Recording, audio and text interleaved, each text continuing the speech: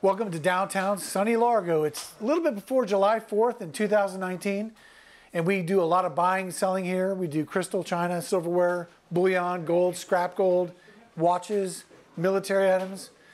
And with that being said, a lot of people come to me all the time. One of the biggest questions I get is, my item's old, why isn't it worth anything? Well, the age doesn't mean it's not worth anything, but the age doesn't necessarily play a factor. Since the 1860s, there's been an industrial revolution, and that's when people started mass producing things all the way back to 1860. So that goes for coins, that goes for jewelry, that goes for watches, it goes for silverware, anything. So in order for things to be valuable, it's not just about the age. Condition is very important, but again, it's the age-old thing, no pun intended, supply and demand. And it basically is there more of a demand for your item than there is a supply? So if you have an item that's a high quality item and there's no demand for it, it's not worth anything. Conversely, if you have an item, let's say it's rare but not necessarily in great shape, but if there's a big demand for it, it could be worth quite a bit. So it's supply and demand. It's not necessarily the age. It's, does somebody want the deal? Here's a story somebody told me a long time ago. The New York subway system was selling all of the coins that they got in their system that weren't quarters, nickels, and dimes or a token. And they had thousands upon thousands upon thousands of pounds of these coins for sale. And I think they wanted a price of somewhere around $1 a pound.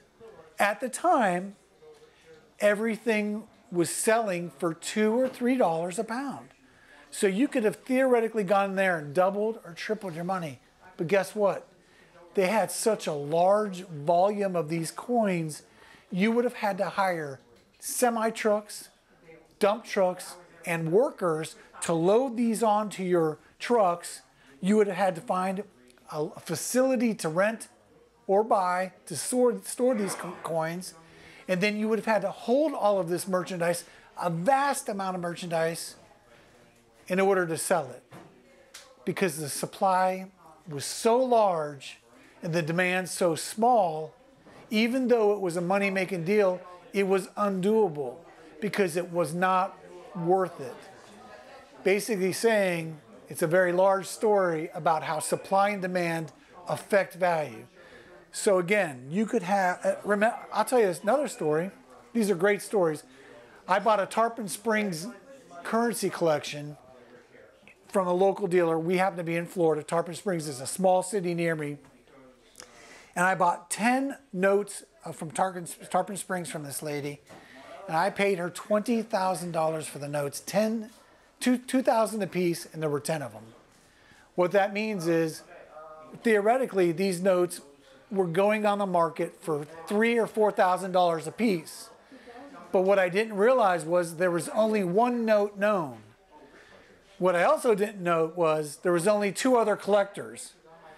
So all of a sudden, you have 10 notes that are theoretically worth $3,000 or $4,000 a piece, but because there's only 2 people willing to buy them, all of a sudden you might sell the first 2 notes for $3,000 or $4,000 a piece, but the other notes after that, they weren't worth that much. I actually ended up losing money on that deal because what happened was I had bought a deal where there was such a small supply and the demand was triple, but when I bought the deal and all of a sudden 10 times the amount, I couldn't keep up with the customers. So now these extremely rare notes became extremely common notes. That can happen in any industry. So you have a rare antique and somebody finds a large amount of these antiques, it could go down in value very quickly simply because you have 100 items, 10 collectors, no demand, too large of a supply. So remember, it's not just the age. The age plays a factor sometimes, but it's condition, supply and demand, and whether or not what the market will bear. So again, I hope this helps, and it just shows you that age does not determine value. Thank you very much.